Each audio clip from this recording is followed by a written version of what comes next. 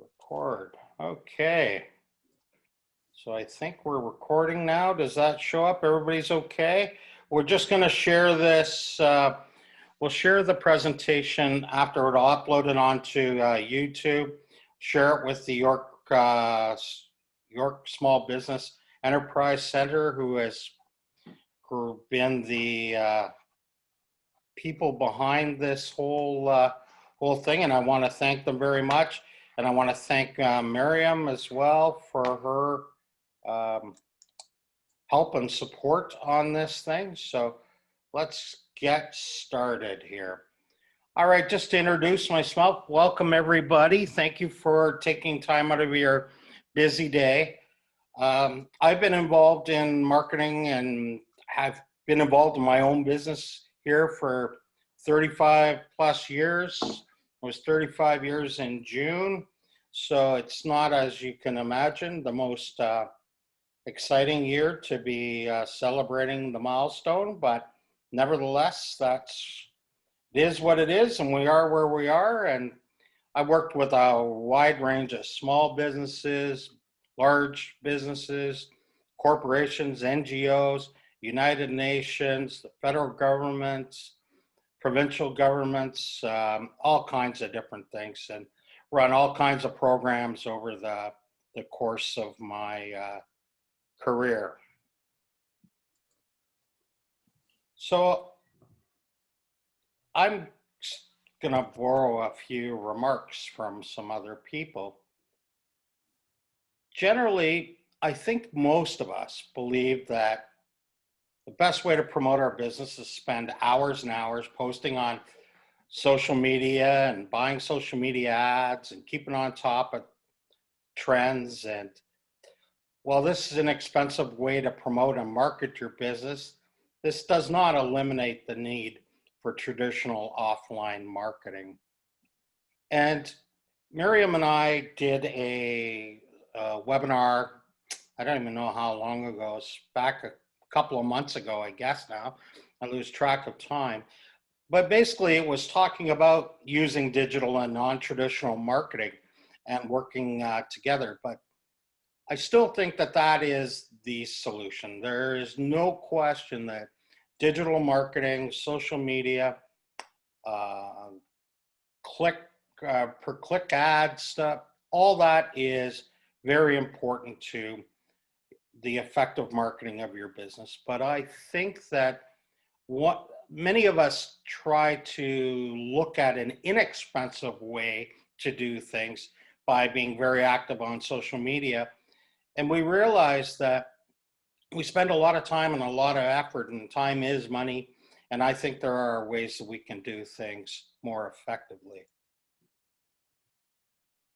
Back to that comment, combining the two of them, I think that that is the key to an overall strategic marketing plan, is to work both digitally and with traditional offline marketing. So let's go back to tried and true basics. I mean, we got quality business cards. I mean, this is something simple that when many of us started our businesses, it's one of the first things we did is come up with a logo or a name, and got a business card. Brochure, sparking excitement with a well-designed brochure detailing your business. A lot of people feel that they can do that digitally and online and so on, but I don't know about you, but I get probably 300 to 400 emails a day.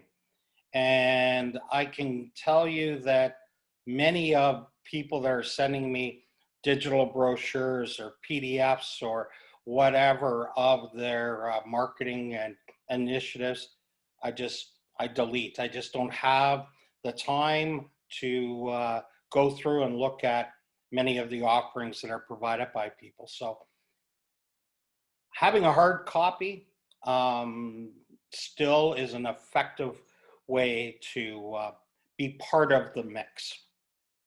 Posters as well. So here's just some examples of different types of creative ways that you can come up with things. So let me back that up again. So the idea now is On a business card, again, something creative. Come up with a different type of paper, a different type of look or feel to it.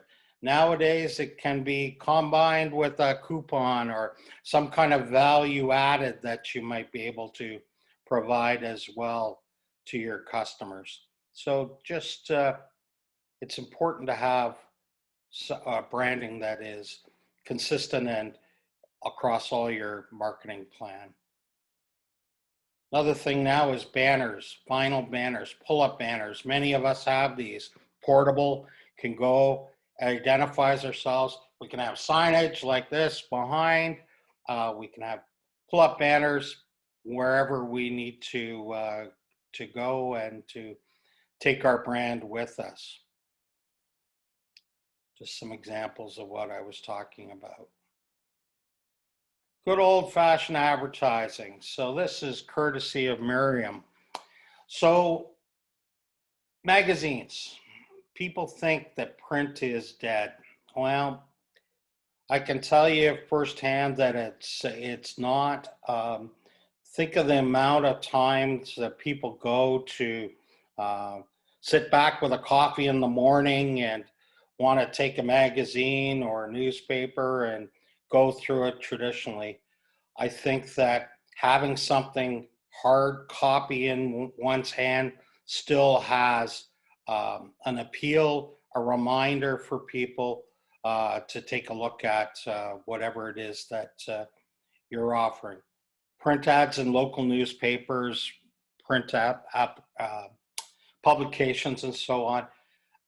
Advertising in newspapers is still not dead. Robin and I, we have a weekly ad in the Aurora newspaper locally here. We've been doing it for a number of years. Do we directly get a lot of business from it? I'm going to say no.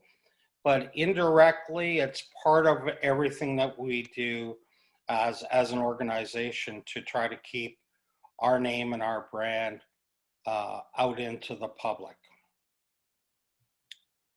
Direct mail. I don't know how many of you use direct mail or have used direct mail, but it is, in fact, an increasing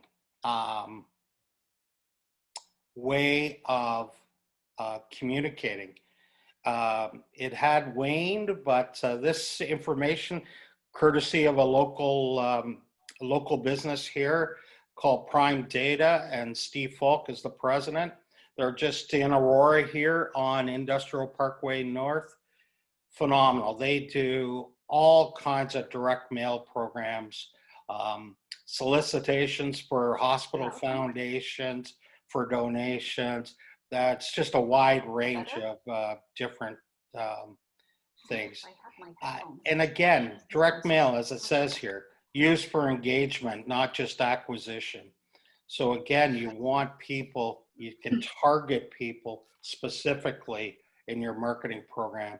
It's more of a targeted approach now, as opposed to a shotgun blast of trying to hit everybody. And I think that people forget about direct mail, and they think that it's, you know, you see the junk mail, I'll call it, that you get in the mail with the flyers on a regular basis from various businesses and companies. But I can guarantee you that each and every one of us have a particular business that we look for getting a direct mail communication flyer from, and we keep.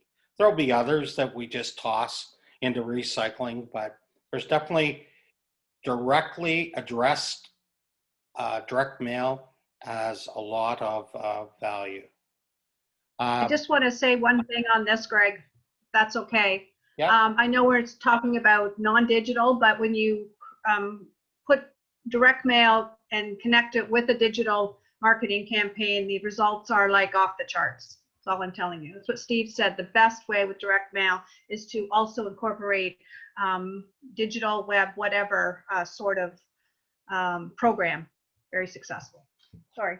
No, that's terrific. Thank you, Robin. Yeah, I think that, I think again that this is, we want to reiterate that none of this needs to be done on its own. And I think to have a successful ongoing marketing, you need to use a little bit of all of the tools in the toolbox these days. Um, Again, it says in here about coupons to entice action, bring back customers who are less likely to continue or lapsed. Again, you have customer base. You may have pre-COVID been just booming along with your customers and so on. Well, we had this lull for 6 to 7, 8 months. And so now there may be customers that you haven't been in contact with for a while. It's a great time to re-engage them and to do some kind of direct marketing. And again, it doesn't have to be, thousands and thousands of direct mail pieces. It can be 50 people or 100 people that are your customers that you may want to talk to and to be engaged with. Hang on here, I'm just trying to, I don't know why that's giving me a little problem here, but just adding a few people. Okay, so there's a link there about targeting and marketing and so on, and why brands are embracing good old-fashioned direct mail. After this is over, I'll send everybody the PowerPoint presentation so you have it with links that are included. Okay. Oops.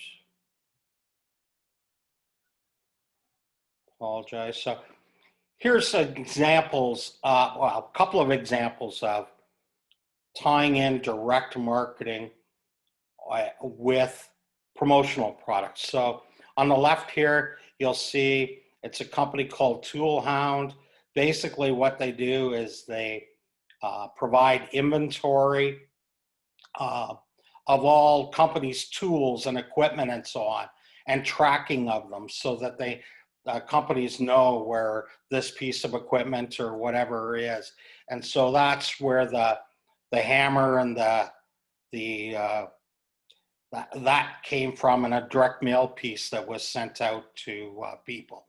On the right-hand side, this is going back a few years now, but we had all of the salespeople and so on, customer service people with Mid-Range, which is a computer organization company, and we put their stats, made it like baseball cards, put their stats on the back and their contact information and so on, put it into a package with double bubble, and we direct mailed that piece to individual customers and so on. So from the customer's perspective, this, they could see who they were talking to, who were their reps, and especially in a time like now, you may not see that. So let's see here. Let me just mute here some audio. Okay. I'm not sure what's going on. I'm not the best on this thing. Okay. So direct mail. It offers personal, sensory. Let me get. Robin, can you find where that's coming from? Just mute. Are you able to mute? I'm not sure if you can or not. I just ask everybody if they can just mute their, and just for now, I know I can control it somehow, but I'm not the best at this. Okay, direct mail. Back to the difference between direct mail and an email sending out to a customer. They spend 118% longer looking at whatever it is you shared, and it stimulates a 29% higher brand recall than digital advertising. So again, it's nothing wrong with sending people a couple of emails and then following up, or it could in the direct mail have something back with a link back to one of your product offerings or a special that they will get when they go and activate the digital marketing aspect of it. I think it's a matter of attention, and that's the key. Is, like I said, I get so many emails and so many of them just get ignored, and we all have it where we have that particular person that we follow on Facebook or Instagram, or that person that we receive emails from that we get inundated with it. So what do? We unfollow them, unlike them, not because what they're telling us isn't valuable or important to us. It's just the sheer volume of it. And so we have to balance and be careful that we don't alienate our customer base. Cross promotion, a typical long-standing opportunity for each and every single one of us, especially during COVID and coming out of COVID. I think it is important to collaborate, to partner with, I'll call it your power team. So I'm in the promotional business. I might want to link up with a digital marketing expert, such as Miriam here on the webinar here. I might have a PR company that I might want to work with, a website development company, communications company in the fact that do videos and that type of thing. So again, look at the people who are going after the same customers that you are, reach out to them, have a discussion, because absolutely cross-promoting allows you to do a lot of these things more cost effectively when the cost is being shared amongst a few different partners. That can be working together to develop products, create events or sponsor events, or develop exclusive swag. So it might be something related to your business that drives customers back to a landing page, or something whereby it has your other cross-promotional partners. For instance, real estate agent may have the partner with a real estate lawyer, a downsizing company, a staging company, things like that, so they can all work together to get their brand and their offerings out. Community engagement. This is a thing that I think that a lot of people do, but also are a little bit reluctant sometimes. And getting involved in your community, sponsoring a charitable event, volunteering at a charitable event, but it's also a great opportunity to work with your employees, find out a collective interest of where your employees would like to see your initiatives, whether it be on a green initiative or for seniors, youth, whatever the aspect is. And I think that that's an opportunity then to have your staff, yourself, actively out and working, volunteering in the community. Back to the cross-promotion branding, everybody can wear a custom t-shirt, jacket with your logo on it. I think that that's a great way not only to promote your brand and be involved in the community, but also for your employees as well to feel connected.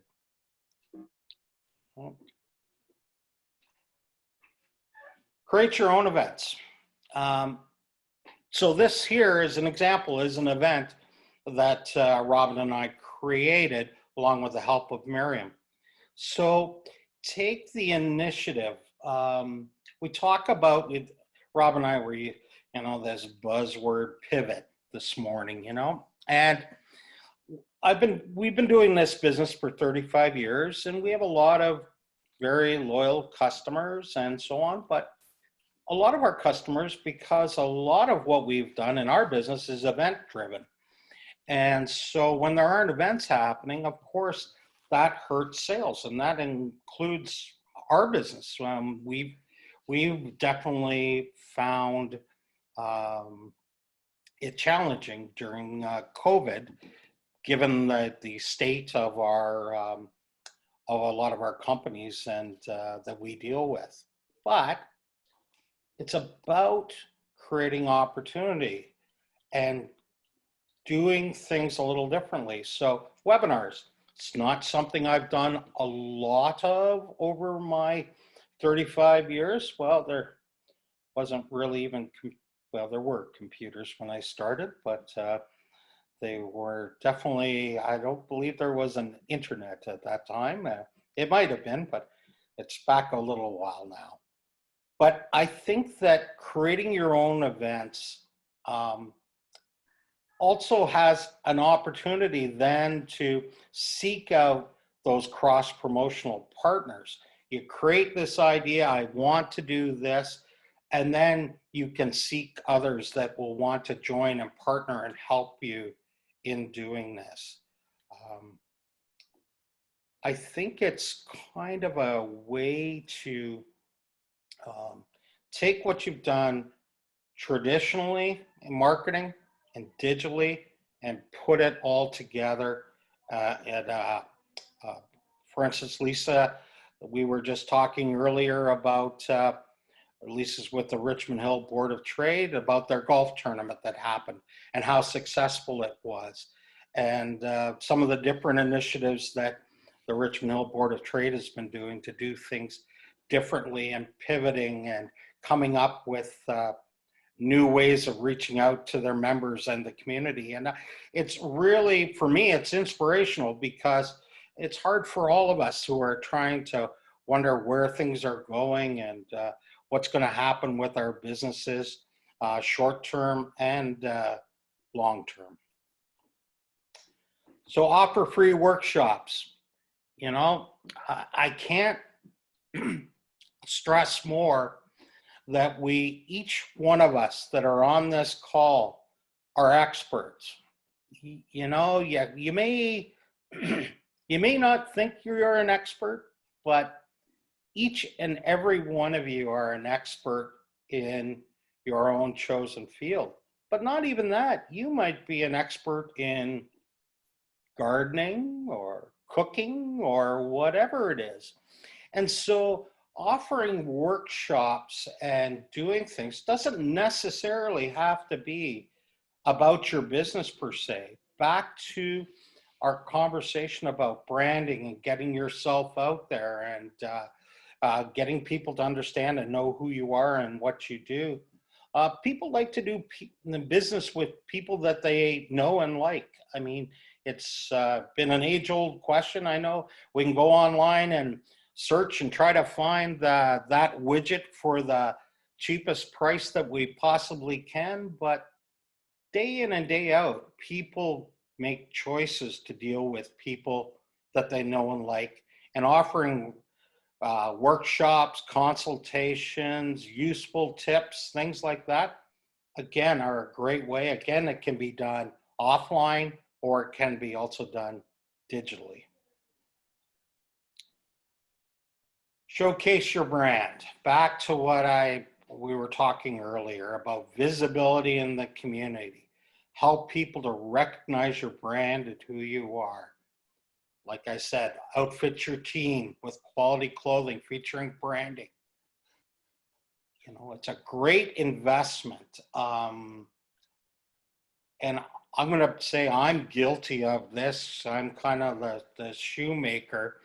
I don't tend to wear a lot of my own promotional products and so on, promoting my particular brand. And so that's part of our conversation here, is reminding ourselves, all of us, that there are things we can do and should do to help with our brand. We said about sponsoring volunteering. If you decide to volunteer, wear that branded shirt. I wear my, it's funny, I end up wearing my branded shirts, which are my volunteering with Music Aurora and the Aurora Winter Blues Festival. Randy there has helped us out on many occasions, and I wear that shirt, and it has a good stylized guitar down the front of it, and people recognize and understand that brand, and recognize me for having that particular branding. Promotional products. This is what I really started with way back when. I'll give you a kind of a very short version about the power of promotional products and widgets.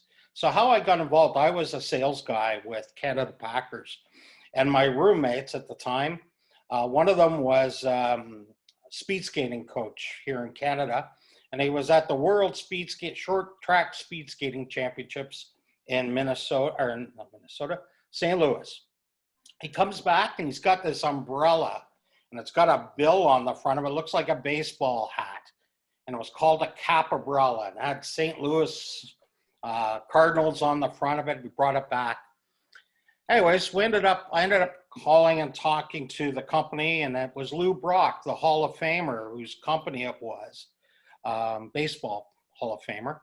And so we ended up part-time doing with the Blue Jays and all that side, selling cap umbrellas here in Ontario and in Canada, and it got me started. So what happened was, I was still doing my job, and I was doing this part-time, and I get phone calls from companies and going, "We love your umbrella. Can we put our company logo on it?"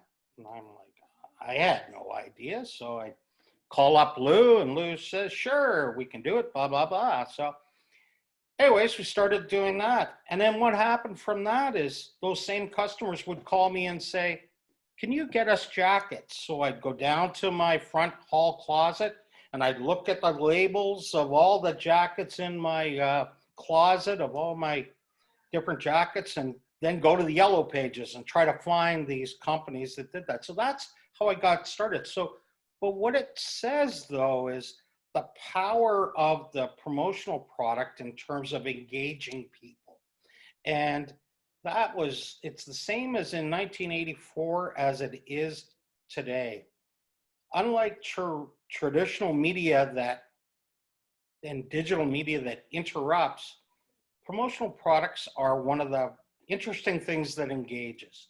And it engages all five senses: touch, taste, sight, smell, hearing. So as you see, I mean, all these types of products, when they're given to your customers, employees, whomever, you can see how it elicits a certain response that's greater than just receiving the product. Now here's a chart that you won't be able to really see very clearly. In fact, I even have trouble seeing it, but it just says on the upper left about the number of people that own promotional apparel. 83%. You know, it's incredible. Like hygiene grooming products, 74%. 71% for drinkware. I mean, these numbers are pretty incredible. 91% of people own a wearable product, promotional product. And the one thing that swag, as a lot of people call it, you know, stuff we all get. One thing about it is when you get one, receive something, generally speaking, you keep it. You may not, depends on what you get. It may just be another something that you just put aside or whatever. It's amazing. We have our stats. I don't have them here, but the number of people that pass it on is incredible. Even if you don't want to use it yourself, a lot of people pass it on to other people. Okay, so this one is more about reasons consumers keep. 83%, the very top, is because the product or the message is useful. I always say to my clients, so when it comes to products, usefulness is important. And from a gifting perspective, I always say to them, think of something that you'd love to have, but you wouldn't necessarily go out and buy on your own. I'll give an example, binoculars, okay? People love to have them, love to be able to have them at a time when they need to look at something or go sightseeing or down to a baseball game or whatever. But in general, people don't just sit there and think to themselves, my goodness, I'm going to go over to Canadian Tire or wherever and buy binoculars. So useful, but also things that people like to have. Flashlights, another great example. You know, if somebody gives you a flashlight, generally speaking, you're going to keep it and use it. And if you look at the emotional value, 46% people like the design. It's important that you pick something that fits well with the image of your company or your brand. I see on the webinar we have Steve Hickson is on here. Steve is with a junk removal company, franchise across Canada, and actually a customer and a good friend of mine. And Steve, they use Google AdWords. They do spend a fair amount of money on digital marketing, but they also have their drivers with postcards, with coupons for $50 off a full load or whatever it is.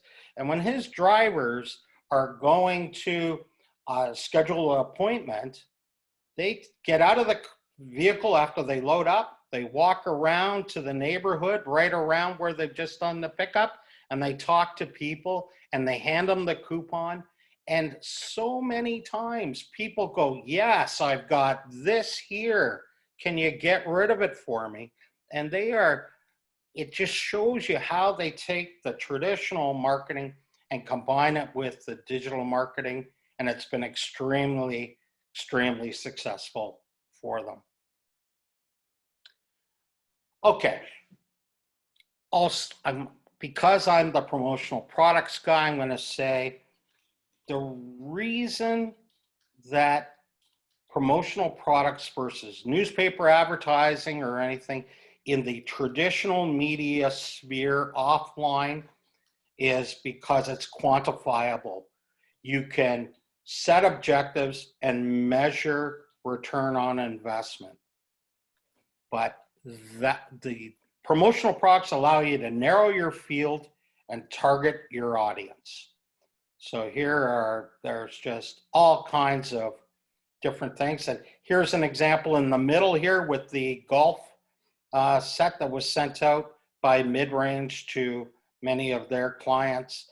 And it was a program with IBM, and there was a golf component to it. So this is what was sent as a direct mail piece, combining promotional products and a direct mail piece.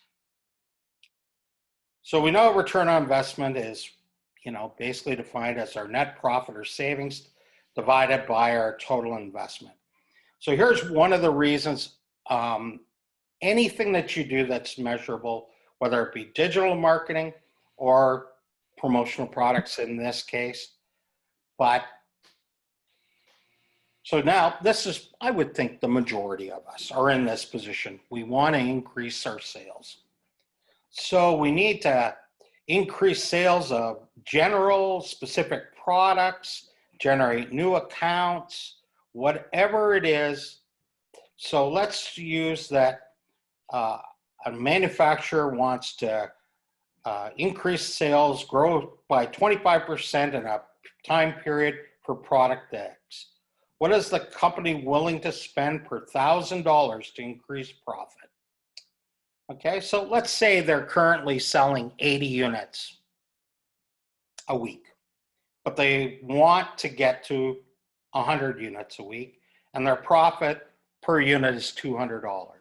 So as you see, that would be an additional $4,000 in profit, the extra 20 units times $200. So if you put a program in place for a period of time with your salespeople, and you run a little bit of a contest and put them towards focusing on increasing the sales, you invest $500, your return is $4,000, incremental profit of $3,500, so you have a 700% return on your investment.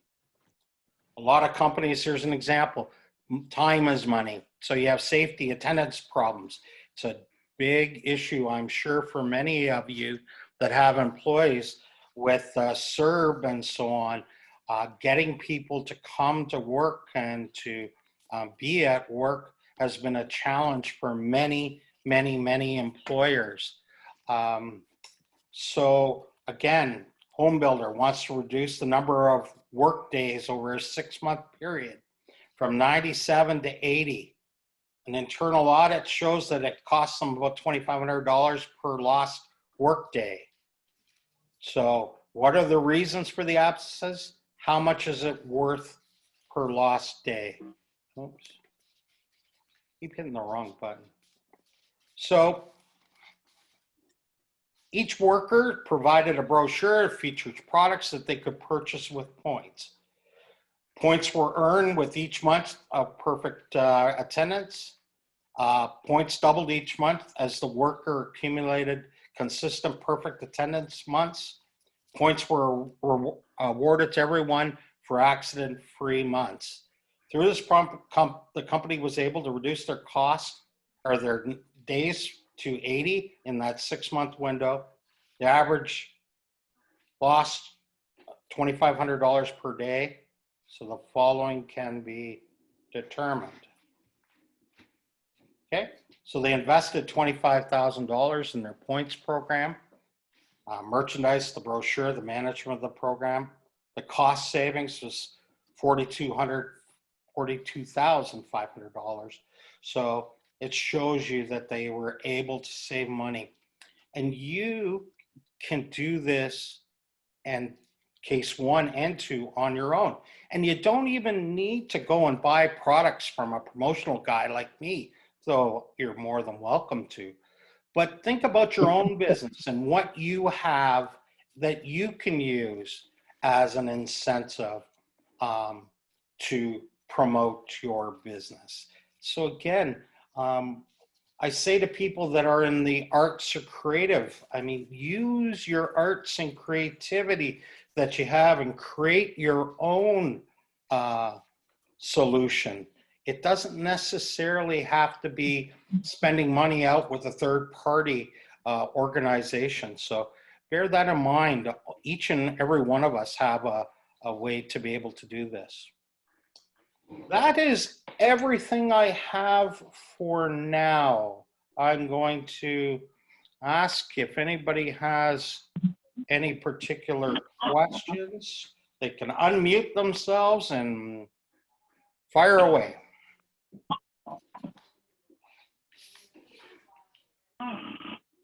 Okay. That's what I like, no questions. All right. Let me, I'm gonna activate a poll here, and I'm gonna let you know this. It's anonymous, okay? So let's just get some results here. If you can just answer the poll, and let's see. We have a question, Greg. Yes? We have a question from Chris Ablett. Okay. What do you suggest for realtors, my friend? For realtors, Well, yes, realtors are, Terrible group of people. they are wonderful. Absolutely, Chris. I'm going to say that it's as we all know, it's a highly, highly competitive business. Uh,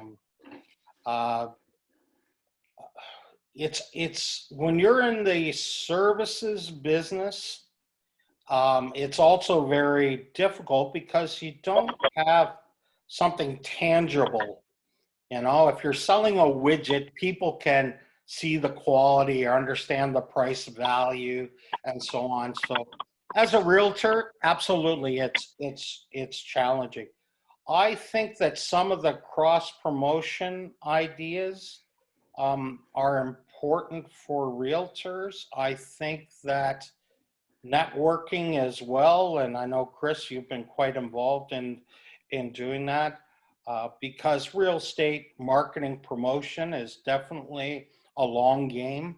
It's you know, you put in a lot of time and effort to hopefully see something 3 or 4 years down the road from a particular contact or person. And so anything that builds trust and confidence.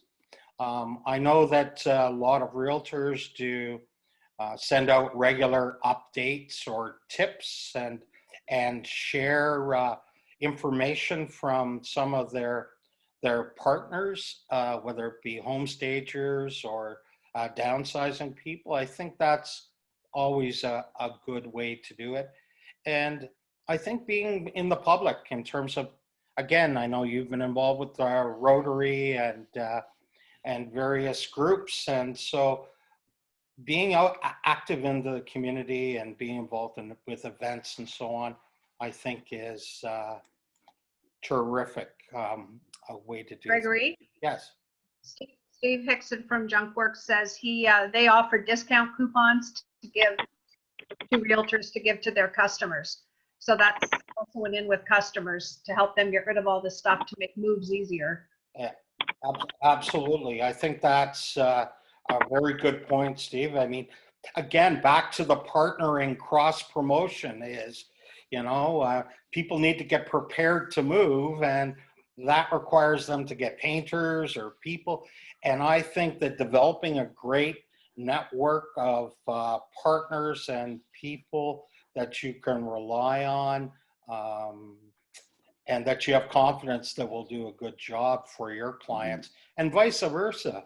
When they, you know, Steve may have a client that is looking to do something, and he may have certain relationships with realtors that he may recommend personally because of the relationship that he has with a particular realtor. So I think that's a really good thing. So I'm going to share the results of that poll. So you can see here that relatively, yeah, it's the special events and sponsorship is pretty high. I think that's excellent. I think that's good.